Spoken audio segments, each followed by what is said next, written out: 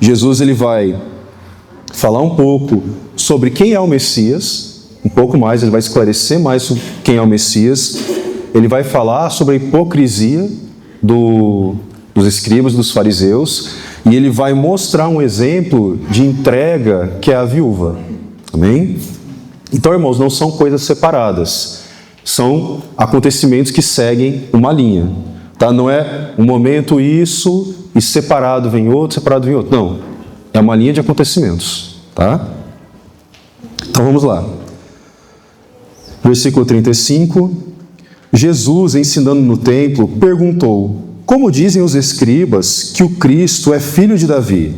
O próprio Davi falou pelo Espírito Santo. Disse o Senhor ao meu Senhor: assenta-te à minha direita, até que eu ponha os teus inimigos debaixo dos teus pés. O mesmo Davi chama-lhe Senhor. Como, pois, é ele seu filho? E a grande multidão o ouvia com prazer. E, ao ensinar, dizia ele: guardai-vos dos escribas que gostam de andar com vestes talares e das saudações nas praças, e das primeiras cadeiras nas sinagogas e dos primeiros lugares nos banquetes, os quais devoram as casas das viúvas e, para o justificar, fazem longas orações. Estes sofrerão juízo muito mais severo. Assentado diante do gasofilácio, observava Jesus como o povo lançava ali o dinheiro. Ora, muitos ricos depositavam grandes quantias. Vindo, porém, uma viúva pobre, depositou 2 pequenas moedas, correspondentes a 1 quadrante. E, chamando seus discípulos, disse-lhes: em verdade vos digo que esta viúva pobre depositou no gasofilácio mais do que o fizeram todos os ofertantes, porque todos eles ofertaram do que lhe sobrava. Ela, porém, da sua pobreza, deu tudo quanto possuía, todo o seu sustento. Amém? Irmãos, vamos começar aqui no 35 ao 37. A pergunta de Jesus: como dizem os escribas que Cristo é o filho de Davi? Se o próprio Davi, pelo Espírito Santo, disse o Senhor ao meu Senhor: assenta-te à minha direita, até que eu ponha os teus inimigos debaixo dos teus pés. O mesmo Davi chama-lhe Senhor. Como, pois, é ele seu filho? E a grande multidão o ouvia com prazer. Irmãos, Jesus está aqui esclarecendo quem é o Messias. Por quê? Se a gente for ver, por exemplo, em Mateus, no Evangelho de Mateus, ele faz uma linha genealógica, ok? Que você vê que de Davi você chega até Jesus. Ele mostra que Jesus ele é filho de Davi. A Bíblia, ela relata que o Cristo, ele é o quê? Descendente de Davi. É uma promessa que Deus fez. Amém? Só que não se espera, no caso, eles esperavam o quê? Que fosse um filho de Davi, que fosse um homem. Um homem como Davi, abençoado por Deus, para ter vitórias, para restaurar o reino. Eles esperavam o quê? Um rei terreno. Um rei que fosse abençoado por Deus. Só que, vamos lá para Salmo 110, versículo 1. Aí Jesus mostra o que Davi disse. Os irmãos encontraram? Disse o Senhor ao meu Senhor: assenta-te à minha direita, até que eu ponha os teus inimigos debaixo dos teus pés. Irmãos, esse primeiro Senhor aqui, que na Bíblia de vocês deve estar em caixa alta, ele é o quê? Ele, no hebraico, ele se refere ao nome de Deus. Então pode ser Jeová, pode ser Javé. É o nome que você trata Deus.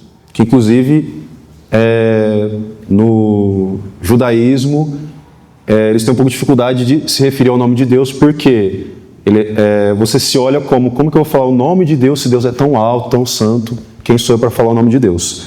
Mas aqui a ideia é que esse Senhor se refere a Deus.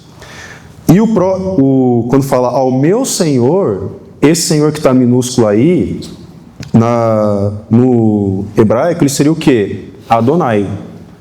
Quando eles falam Adonai, eles estão se referindo a quem? A uma autoridade, alguém superior, a um rei. Então, Davi está dizendo, o meu Deus disse ao meu rei. Como um pai se refere ao seu filho como seu rei. Como um pai se refere ao seu filho, ao seu descendente, como seu Senhor. Como? O irmão Dinho tem os netos dele aqui. Irmão Dinho, você chama seus netos de Senhor? Você reconhece eles como autoridade sobre você? Não, irmãos, não tem isso. Não existe isso. Eu conversando com o meu pai, eu sou filho. Meu pai é meu pai. Ah, eu tenho mais formação, eu tenho um emprego melhor. Não interessa. Meu pai continua sendo meu pai, eu continuo sendo filho. Por mais que eu vire presidente da República, eu ainda estou debaixo do meu pai. Então a gente vê aqui, quando Davi está falando, ele não está falando meramente de um descendente dele. Ele está falando de alguém que é muito superior a ele. E aí, voltando lá para Marcos, quando Jesus faz essa pergunta, como dizem os escribas que Cristo é o filho de Davi, ele não está falando de descendência em si. Ele está falando que ele está mostrando quem é o Messias. Amém? Ele está mostrando quem é o Cristo. Ele está mostrando o Cristo é muito mais do que vocês estão esperando.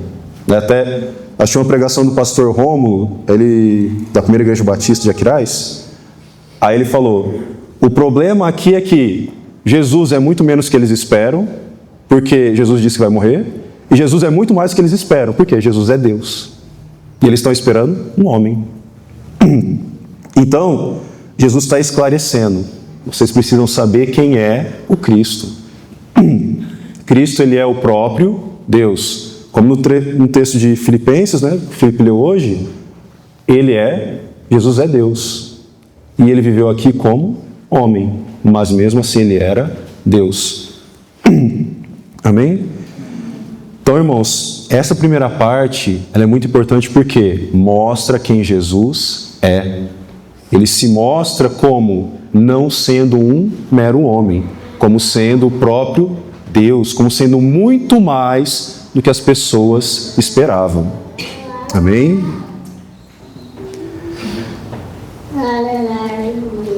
E aí, dando continuidade, depois que Jesus leva as pessoas a essa reflexão, e aí fala, e grande multidão o ouvia com prazer, porque ele também alerta que os escribas dizem que ele é filho de Davi, só que ele vem mostrar que os escribas não interpretaram corretamente. Por quê? Ele não é só um filho de Davi, ele é o próprio Deus. Amém? E isso para a multidão era maravilhoso. O Cristo, ele é muito mais do que eu estou esperando. Amém? E agora, indo para o versículo 38. E ao ensinar, dizia ele, guardai-vos dos escribas, que gostam de andar com vestes talares e das saudações nas praças, e das primeiras cadeiras nas sinagogas e dos primeiros lugares nos banquetes, os quais devoram as casas das viúvas, e para o justificar fazem longas orações. Estes sofrerão juízo muito mais severo. Irmãos, Jesus está falando aqui um alerta. Ele fala, guardai-vos dos escribas que gostam de andar com vestes talares. Jesus não está falando todos os escribas, ele está falando de um grupo, uma classe de pessoas. Tá? Como nós vimos na última pregação do pastor Felipe, que um fariseu ele chega para Jesus e fala, qual é o maior mandamento? E Jesus responde, e ele também, lá conversando com Jesus, Jesus fala, você respondeu muito bem. Eles mostram que apesar de ser um fariseu, o coração dele não estava distorcido. Então, irmãos, entendam, não é todo fariseu que é ruim. Tá? eles ainda estão buscando a lei, mas tem os que já não estão buscando a Deus, que a gente vai entender melhor aqui. Irmãos, esse alerta que Jesus faz, guardai-vos, tomem cuidado, prestem atenção, se afastem disso. Ele fala, os escribas que gostam de andar com vestes talares e dar saudações nas praças, das primeiras cadeiras nas sinagogas e dos primeiros lugares dos banquetes. O que vem ser isso, irmãos? O que seriam essas vestes talares? Por que está falando das vestes? Porque os escribas, os fariseus, eles tinham uma roupa típica, uma roupa característica que os identificava. Então eles usavam essas vestes para mostrar, eu sou um escriba, eu sou um fariseu. Você via ele, você sabia quem ele é, por causa da roupa. E essa roupa, ela dava o quê? Uma ideia de santidade. Por exemplo, a gente vê... vocês já viram me fugiu o nome. As freiras. Ela tem uma veste típica. Você olhou para ela, é uma freira. Eu estava no aeroporto semana passada, e aí tinha um grupinho de freiras, bem bonitinho, todas elas lá com a roupinha. Você identifica. O fariseu, a mesma coisa, se olhava, você identificava. E a ideia do fariseu é que ele era o quê? Um homem de Deus. Alguém que buscava a palavra, alguém que estudava, que conhecia. Então, por causa disso, era alguém que estava mais próximo de Deus. Então, ele usava essa veste para se identificar. E das saudações nas praças. Então, ele gostava de ser identificado, por isso ele usava essa roupa. E as saudações. O que é essa saudação, irmãos? Não é, oi, tudo bem? Como vai? É o que? Uma saudação que te dá um título. Seria o quê? Rabi, mestre. Né? Uma saudação que te dá notoriedade. Então percebam, era alguém que gostava de ser identificado, ok? Pela sua posição religiosa, e ser saudado pela sua posição religiosa. E aí, continuando, e das primeiras cadeiras nas sinagogas, e dos primeiros lugares nos banquetes. Por que, irmãos, a primeira cadeira na sinagoga? Vamos pensar, quem está na frente, ele é visto por todos que estão atrás. Quando ele senta na frente, senta lá na primeira cadeira, ele é visto por todos. E também passa aquela ideia de que é a pessoa que senta mais à frente, a pessoa que quer ouvir, que está mais atenta, a pessoa que quer mais intimidade com Deus, quer escutar a palavra. Então ele buscava o primeiro lugar para ter o quê? Mais notoriedade. Então não é um primeiro lugar de eu quero me achegar a Deus, mas é um primeiro lugar de eu estou aqui, todo mundo está me vendo. Eu vou aparecer. E me perdi. Está aqui. E os primeiros lugares nos banquetes. Por que o primeiro lugar no banquete? O que tem a ver, irmãos? Você sentar lá na frente no banquete. Para entender melhor, vamos ler Lucas 14, de 7 a 9. Diz assim: reparando como os convidados escolhiam os primeiros lugares, propôs-lhes uma parábola. Quando por alguém fores convidado para um casamento, não procures o primeiro lugar, para não suceder que, havendo um convidado mais digno que tu, vindo aquele que te convidou, ele também te diga, dá lugar a este, então irás envergonhado ocupar o último lugar. Por que esses escribas que Jesus está falando, eles querem o primeiro lugar no banquete? Porque é um lugar de honra, um lugar para pessoas importantes, um lugar de notoriedade social. Então, irmãos, quando Jesus está dando essas características, ele está falando de alguém que está buscando o quê? Aparecer. Que está buscando a sua notoriedade. Ele está buscando ser visto por todos. Por que eles buscam isso? A grande pergunta é essa: por quê? Jesus está dando essas características. Que naquela época, os escribas, os fariseus, alguém que se dedicasse ao estudo da Torá, o estudo da doutrina, eles não recebiam por isso. E não era muito bem visto ele receber um salário por isso. Então ele vivia o quê? Da generosidade das pessoas. Amém? Então, agora fica mais fácil de a gente entender. Por que Jesus está falando dos escribas que buscam aparecer? Porque quanto mais ele aparecer, mais as pessoas vão ver e mais pessoas generosas vão querer dar coisas para ele. Então ele está buscando na religião, aparecer, se mostrar, para receber benefício próprio. Então, irmãos, reparem na hipocrisia. Ele se diz um homem de Deus. Qual é o grande objetivo dele? Ele mesmo. Qual é a grande adoração dele? Ele mesmo. Não busca adorar a Deus, mas ele busca em Deus uma fonte de lucro. É isso que Jesus está falando. Por isso que Jesus fala, guardai-vos. Por isso que a gente tem aqui um grande alerta. Aqueles que buscam, na fé, aqueles que buscam em Deus ter o benefício próprio, se afaste deles. E Jesus coloca ainda mais um agravante. Os quais devoram as casas das viúvas e para o justificar fazem longas orações. Estes sofrerão juízo muito mais severo. Irmãos, por que Jesus fala disso aqui? Fala das viúvas. Por quê? Podia não ter. Mas por que tem? Quem eram as viúvas? Irmãos, vamos entender como é que funcionavam as coisas naquela época. Como era a situação? O homem trabalhava, a mulher administrava a casa. Era assim. E no judaísmo, em Israel, a herança era para o homem. O homem recebia a herança pela sua tribo e era assim. Se ele morresse, ia para o filho. Se ele não tivesse filhos, ia para o irmão. E a esposa dele? Não sei.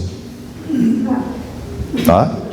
Então percebam, uma viúva que não tivesse filhos, que pudessem cuidar dela, ela estava totalmente desamparada. Tá? Apesar de, se for buscar na lei, tem alguns pontos que falam para você cuidar da esposa do falecido, do seu irmão e tal, mas acontecia das viúvas ficarem desamparadas. Então, quando Jesus coloca aqui os quais devoram a casa das viúvas, é que esses não têm pena nem mesmo das pessoas desamparadas, das pessoas que lutam para sobreviver. Amém? Como que era, irmãos? Por que está falando devora a casa das viúvas? Seria assim, você recebe um fariseu, um escriba na tua casa, você fornece para ele um lugar para ele dormir, comida. Aí pense assim, você tem um prato de arroz, você recebe alguém na sua casa, e aí você na sua casa, no caso da sua viúva, seria só ela. Você coloca lá o prato de arroz, é o único que você tem. E aí o cidadão vai lá e come tudo. Né? E aí? Então entenda, irmãos, que Jesus está colocando aqui uma situação de abuso. Jesus não está falando que é errado eles receberem das pessoas alguma ajuda. Jesus não está falando isso. Jesus está falando do quê? Desse abuso. Jesus está falando de devorar. Jesus está falando de não ter pena, de você pegar tudo para benefício próprio. Entende? Então, Jesus está mostrando aqui uma situação em que a pessoa, ela usa da fé para benefício próprio e ela não tem pena nem mesmo da pessoa mais desamparada para ter o seu próprio benefício. É isso que Jesus está mostrando, irmãos. Então é algo muito grave. Por isso que começa com guardai-vos, começa com... Irmãos, às vezes que Jesus fala, cuidado, atenção, guardai-vos, não façam isso, é porque é uma coisa muito séria. E aí, Jesus diz, e para o justificar, fazem longas orações. Então, para justificar todo esse abuso, o que esse escriba, que esse fariseu fazia? Ele ia lá na sinagoga e fazia uma oração extremamente longa. Por quê? Porque todo mundo que entrasse ia ver ele orando. Ia ver que ele estava fazendo a sua oração, uma oração muito bem estruturada, uma oração longa, abrangendo tudo que precisa ser abrangido, e orando pelos pobres, e orando pelo reino de Israel, e fazendo o quê? Justificando tudo que ele faz. Mas entendam, isso, a oração dele justifica o que ele faz? Não. Porque é uma oração para benefício próprio. É uma oração para ele mostrar que o que ele está recebendo faz jus ao que ele está entregando. E, na verdade, não é isso. Amém? Para a gente poder entender melhor isso, eu não vou abrir nas passagens, mas vamos lembrar Elias e Eliseu. Elias e Eliseu, homens de Deus, que eles eram recebidos com muita alegria pelas pessoas. E várias passagens mostram viúvas recebendo Elias e Eliseu. E o que a gente vê? Eles chegam na casa e essa casa é abençoada. E a gente vê eles recebendo alguma coisa pomposa, alguma coisa grande? Não. Absolutamente não. A gente vê o quê? Muito pelo contrário. A viúva, que o marido tinha morrido, tinha uma dívida gigante, chega lá o homem de Deus e fala, não, faz um bolo para mim. Ela faz o bolo. E aí começa a tirar, eu não lembro se é exatamente isso. Aí começa a tirar azeite, estou confundindo as histórias, eu acho. Mas a ideia é que, lembram? Ela começa a tirar azeite da vasilha, vai enchendo vasilha, enchendo vasilha, enchendo vasilha, e com isso ela paga toda a dívida e ainda ela consegue sobreviver. Então, irmãos, percebam que, quando a gente olha para Elias e Eliseu, em vários outros pontos, a gente vê o quê? Eles são homens de Deus, utilizados para abençoar as pessoas, não para benefício próprio. Lembram de Naamã? Naamã, ele foi até Eliseu, buscando cura, ele foi curado, e ele vem para Eliseu trazendo muitos presentes. E Eliseu fala, não, pode ir embora, eu não quero. Então percebam, o homem de Deus, ele não busca o seu interesse próprio, ele não busca o seu benefício próprio. Hein? E percebam também que em Israel era muito comum você receber o homem de Deus com muita alegria. Por quê? Ele iria abençoar a sua casa. Amém? Então não era algo incomum. Amém? Era algo muito comum. Você recebe o homem de Deus porque a presença de Deus estaria na sua casa e lá você seria abençoado. Amém? Só que esses escribas, esses fariseus, utilizavam disso para seu benefício próprio. E aí mostra a hipocrisia. Eu sou homem de Deus. Quem é o meu Deus? Eu mesmo. Porque eu me satisfaço em tudo que eu faço. Não satisfaço a Deus. E aí, esse ponto, irmãos, estes sofrerão juízo muito mais severo. Jesus não diz, esses vão receber um juízo severo, esses vão receber juízo. Ele é enfático, esses vão receber juízo muito mais severo. Se nós formos ver também em Lucas 12:47, diz assim, aquele servo, porém, que conheceu a vontade do seu Senhor e não se aprontou, nem fez segundo a sua vontade, será punido com muitos açoites. Aquele, porém, que não soube a vontade do seu Senhor e fez coisas dignas de reprovação, levará poucos açoites. Mas àquele a quem muito foi dado, muito será exigido. E àquele a quem muito foi confiado, muito mais lhes pedirão. Então percebam, irmãos, por que um castigo muito mais severo? Porque esses escribas e fariseus, eles conhecem toda a lei. Eles conhecem toda a vontade de Deus. Eles conhecem as promessas. E eles fazem o quê? Eles ignoram isso para fazer o quê? Ter o seu próprio benefício. Então eu uso a fé para meu benefício próprio. E eu conheço a vontade de Deus. Eu apenas ignoro e faço o que eu quero. Então, irmãos, aqui a gente não tem um religioso. Aqui a gente tem um adorador a si mesmo. Amém? Por isso que Jesus coloca isso em algo muito severo. Amém? Versículo 41. Assentando diante do gasofilácio, observava Jesus como o povo lançava-lhe o dinheiro. Ora, muitos ricos depositavam grandes quantias. Vindo, porém, uma viúva pobre, depositou 2 pequenas moedas, correspondendo a um quadrante. E, chamando seus discípulos, disse-lhes: em verdade vos digo que esta viúva pobre depositou no gasofilácio mais do que o fizeram todos os ofertantes, porque todos eles ofertaram de tudo que lhes sobrava. Ela, porém, na sua pobreza, deu tudo quanto possuía, todo o seu sustento. Então, irmãos, aqui Jesus olhando para o gasofilácio, vendo as ofertas, ele destaca o quê? A viúva. Por quê? Ela deu tudo o que ela tinha. Amém? Quando fala aqui um quadrante, o quadrante na época seria mais ou menos equivalente a 2 centavos hoje. Tipo, era a menor moeda em circulação da época. Então, se a gente olhar, ela deu nada, mas esse nada era tudo que ela tinha. Amém? Por que Jesus traz isso? Né? Por que fala da viúva? É que a gente tem que pegar todo o nosso dinheiro e botar na igreja? Não, irmãos. Vamos fazer um contraponto com os ricos. Que ele fala... porque todos eles ofertavam do que lhes sobrava. Então, quando Jesus está falando dos ricos aqui, ele não está falando da quantidade que eles estavam ofertando, de ser muito ou ser pouco. Ele está falando o quê? Os ricos, eles já garantiram a vida deles.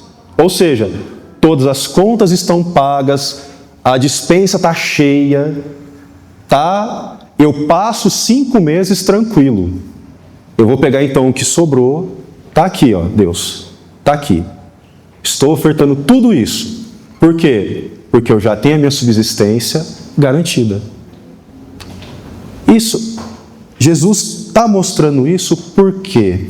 Porque a viúva não tinha o que ela tinha, ela ofertou. Ela tinha alguma coisa garantida em casa? Não. E como a gente já tratou, a viúva era uma pessoa desamparada. Então, ela não sabia o que ela ia fazer. Ela só tinha o quê? Deus vai suprir. Deus proverá. Então aqui Jesus está fazendo esse contraponto de que os ricos que estão jogando grandes quantidades, eles têm o quê? Eles têm a confiança no que eles têm, no seu próprio patrimônio. Eles têm confiança no que eles já recolheram. E eles dão o que sobra. Eles não confiam em Deus. Eles não têm uma entrega a Deus. Já a viúva aqui, a gente vê nela o quê? Que ela entrega tudo. Amém? Ela tem uma plena confiança que Deus vai sustentá-la. Que Deus vai supri-la. Tem uma das maneiras que Deus é chamado no Antigo Testamento é El Shaddai, que se refere ao quê? A um Deus supridor, a um Deus nutridor, um Deus que provê as coisas. Então, a ideia que a gente pode ter aqui é que ela adora a Deus, traz essa adoração, essa oferta como uma adoração a Deus, dando tudo que ela tem, porque ela crê no Deus que vai supri-la. Ela crê que Deus não vai desampará-la. E a gente está falando de alguém que já é desamparado pela sociedade. Então, percebam, ela tem uma entrega total a Deus. Já os ricos não. Os ricos, nesse caso, não precisam de Deus. Os ricos, nesse caso, não dependem de Deus. Amém?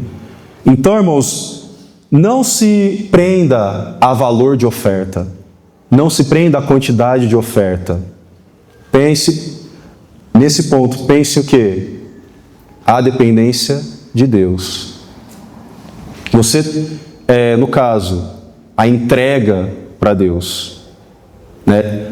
Você entrega tudo a Deus ou já fiz aqui a minha garantia, tá aqui Deus, ó, sobrou isso, né? O que é oferta, né?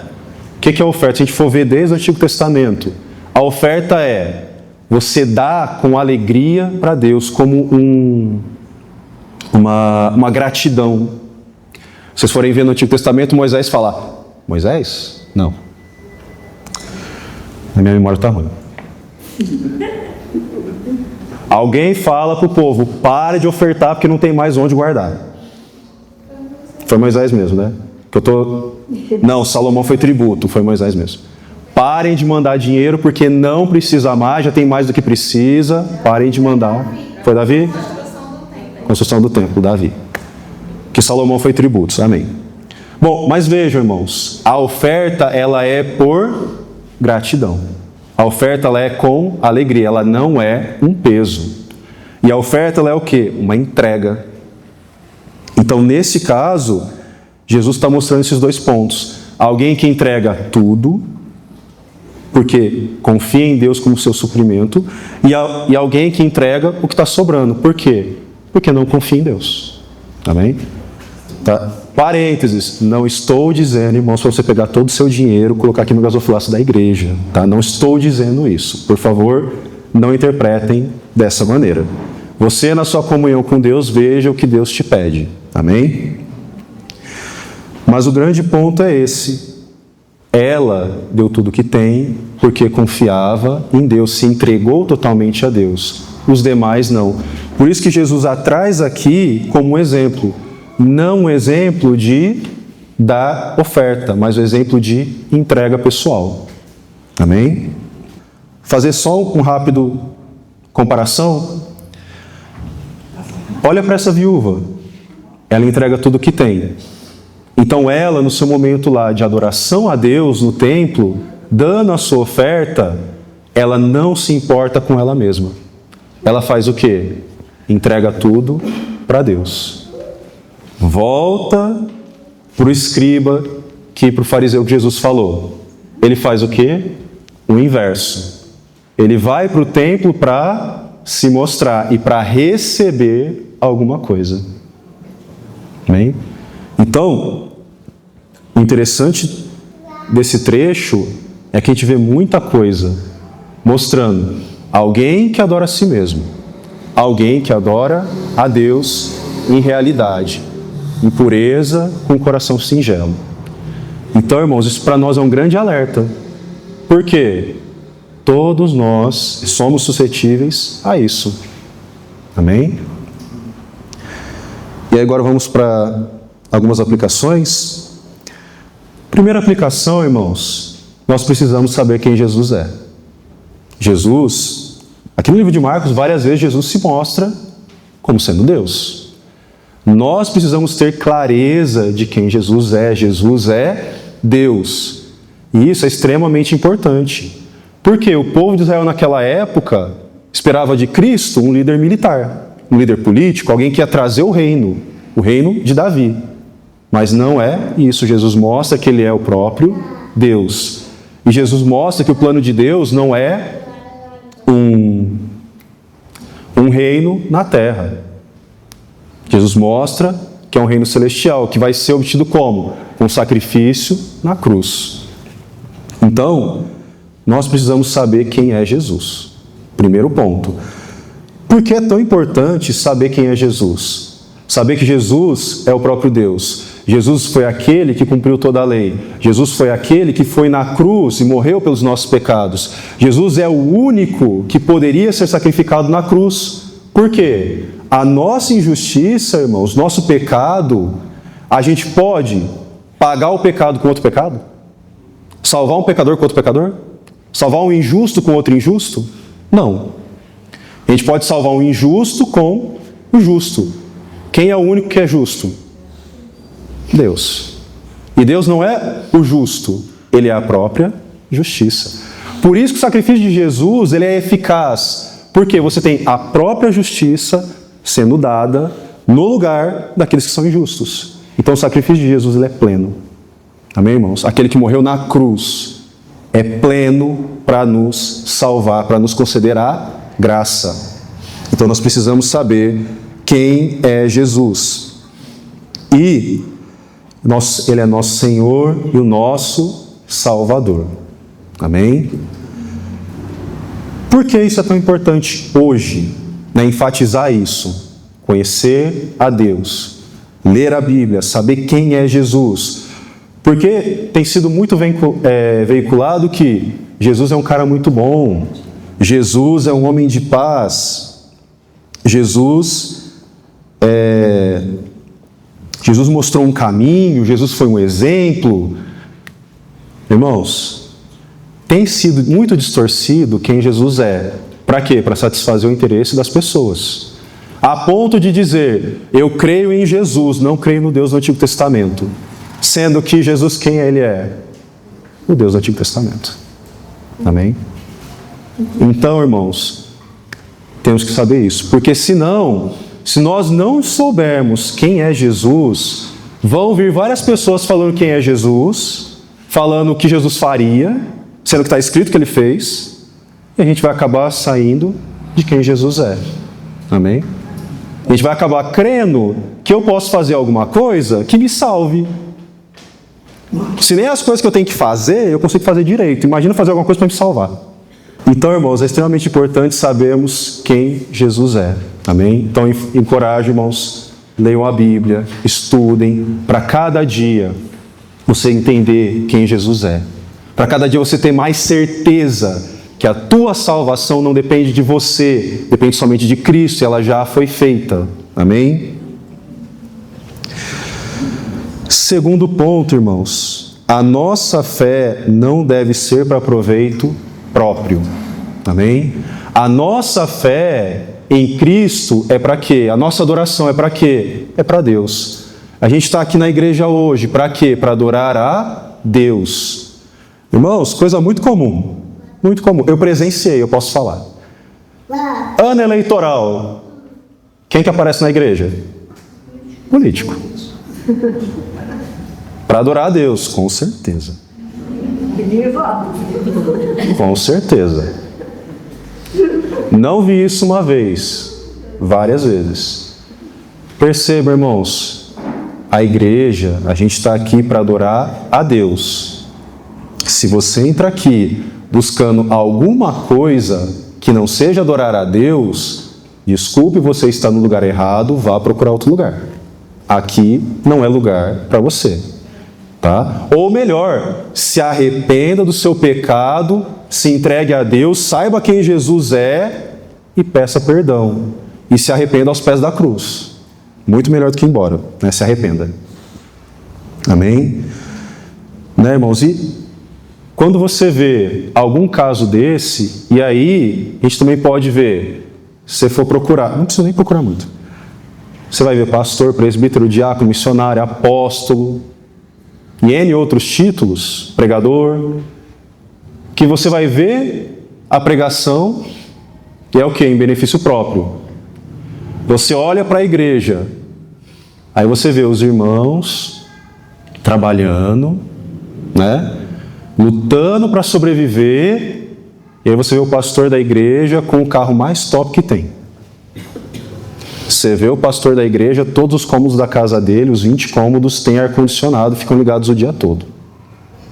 Você vê uma discrepância entre o pastor que é sustentado pela igreja e os membros da igreja que estão passando necessidade.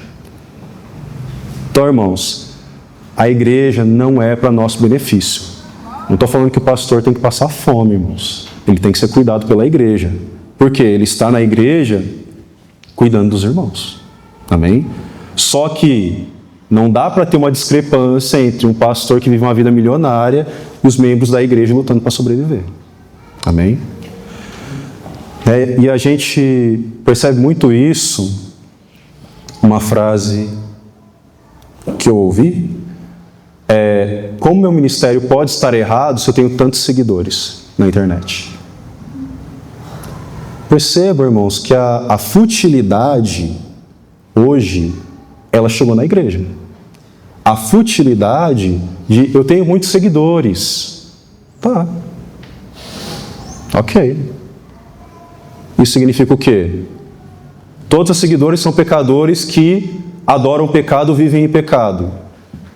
Eles estão seguindo o quê? Um outro pecador levando eles para o buraco. Os meus poucos seguidores, eles choram, se arrependem diante da cruz, se voltam a Deus. Então esses poucos estão indo para Deus, estão indo para a cruz, estão indo para Cristo. Não é quantidade, irmãos. É uma adoração igual a da viúva. Uma adoração pura, singela, real. Amém? Então, a nossa adoração hoje, a igreja hoje, não é para nosso benefício próprio. A igreja hoje é para nós adorarmos a Deus. A igreja hoje é para que Cristo seja exaltado. Amém? A igreja hoje é para que o Evangelho seja pregado. Amém? Terceiro ponto. A nossa vida deve ser uma entrega absoluta a Deus. Amém? Assim como nós vimos na viúva. Uma entrega total. O que é isso? Estou falando dos meus bens? Não, irmãos, não estou falando de bens. Eu estou falando da vida. A nossa vida tem que ser uma entrega total a Deus. Quando a gente olha para os missionários, quando você vê o missionário, ele tem uma vida estável e ele tem o chamamento de Deus para as missões. E ele vai. Ele abandonou tudo. Ele abandonou os bens, ele abandonou o status social que ele tinha, ele abandonou o emprego, abandonou a formação, os amigos, abandonou a família. Por quê? Para servir a Deus. Amém? Então é uma entrega absoluta para Deus, para adorar a Deus. Amém, irmãos? Nossa vida hoje tem que ser assim. No nosso trabalho, nos nossos estudos, na nossa amizade, na maneira que a gente fala, na maneira que a gente se veste, na maneira que a gente come, tudo, irmãos, tem que ser para Deus. Porque como vamos pregar o Evangelho se no meu trabalho as pessoas me veem com um braço curto, que não quer trabalhar? Né? Tudo quanto fizeres, faça para Deus, faça para o Senhor. Então, se eu trabalho, eu trabalho para Deus. Se eu estudo para Deus. Se eu me visto para Deus. Se eu estou me alimentando para Deus. Porque o meu testemunho tem que expressar quem? Cristo. Para que a minha pregação mostre Cristo. Como que eu vou pregar para alguém, sendo que aquela pessoa me vê como um mau caráter? E aí? Como que eu vou pregar, sendo que para a sociedade eu sou uma pessoa que não é confiável? Então, irmãos, a entrega de que Jesus fala não é uma entrega material, é uma entrega absoluta. Nós precisamos crer, irmãos, que Deus nos supre, que Deus cuida de nós, que Deus tem tudo isso. Amém? Por quê? Irmãos, por mais que eu trabalhe, por mais que eu acumule riquezas, por mais que eu estude, por mais que eu tenha um alto cargo na sociedade, nada disso pode me salvar. Amém? Nada disso pode me salvar. Nada disso me garante um segundo a mais de vida. Nada. A única coisa que nos sustenta é Deus. Amém, irmãos? A única coisa que nos sustenta é Deus. Por isso, irmãos, quando você for separar o seu momento de leitura bíblica, seu momento de oração, seu devocional a Deus, não é assim, cheguei no meu dia de trabalho, tá, já descansei, sobraram 15 minutos, tá, eu vou orar. Não, irmãos, a gente tem que ter um tempo para Deus. Já paguei todas as contas, sobrou isso aqui, vou ofertar. Não, a gente tem que já determinar, isso daqui é para Deus. Amém? Eu vou cantar aqui um louvor, esse louvor é mais curto, então dá tempo, vou louvar com ele. Não, irmãos, nós temos que já ter determinado, isso daqui é para Deus, e não se discute. Ponto. Amém? Até tem, às vezes, alguma discussão, mas na Bíblia não fala de dízimo, então posso dar quanto eu quiser. Irmãos, dê com alegria. Amém? Só que principalmente, isso aqui é de Deus, eu dou em gratidão a Ele. O meu tempo eu dou em gratidão a Deus. Por quê? Porque eu acordei, eu estou vivo. Amém? O meu trabalho é em gratidão a Deus. Por quê? Porque eu posso trabalhar. Quantas pessoas não podem trabalhar? O dinheiro que eu recebo, eu dou em gratidão a Deus. Por quê? Porque eu estou recebendo. Eu consigo me sustentar. Amém? Eu estou aqui hoje, estou pregando. Por quê? Porque eu posso ler. Porque eu posso falar. Porque eu posso estar aqui fazendo isso. Irmãos, vocês estão aqui hoje, sentados, ouvindo a palavra de Deus. Separaram esse momento para vir para a igreja. Porque não é o momento que sobrou.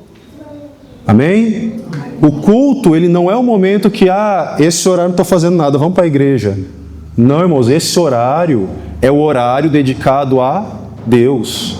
Amém? Não só no domingo, todos os dias, precisamos dedicar um horário para Deus. Porque a nossa vida tem que ser uma vida de entrega. Igual a viúva, olha para ela, entregou tudo. O que é tudo? É tudo. Tal coisa, é tudo. Não tem isso aqui não entra. Não, tudo entra. Amém? Então que o Senhor possa trabalhar no nosso coração, a gente se entregar mais a Deus, a gente conseguir ler a palavra, compreender mais da vontade de Deus, do que Deus tem para nós. Amém?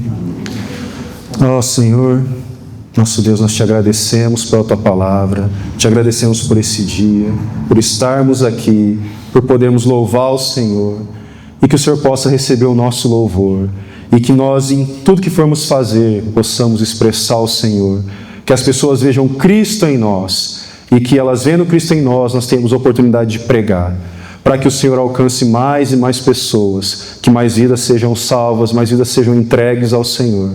Senhor, que a nossa vida também não seja uma vida de hipocrisia, de querer usar a fé para benefício próprio. Senhor, nós não estamos aqui para receber alguma coisa, estamos aqui para nos entregar ao Senhor. Senhor, que dia a dia o Senhor faça morada em nosso coração. É o que te pedimos em nome de Jesus. Amém.